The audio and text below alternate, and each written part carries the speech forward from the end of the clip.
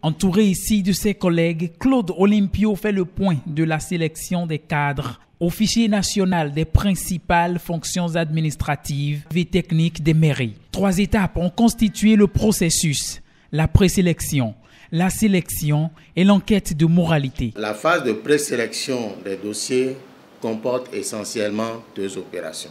La première opération, c'est la vérification matérielle de la production des pièces exigées pour la candidature. La deuxième étape, c'est l'appréciation de la satisfaction des conditions exigées par le candidat à travers le dossier qu'il a déposé. Les résultats ont été publiés et nous devons engager la phase suivante. Sur la plateforme ont été enregistrées au total 2764 candidatures.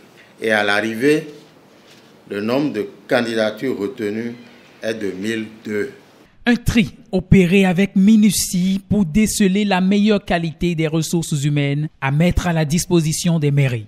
Le gouvernement souhaite que ce fichier soit mis en place avec les exigences de rigueur nécessaires pour que les compétences qui auront été retenues pour être inscrites au fichier répondent aux besoins des communes. Un point central de notre activité, à savoir garantir la transparence de ce que nous faisons. Nous avons passé en revue les 2764 dossiers par 3 fois avant de sortir la liste des candidats retenus.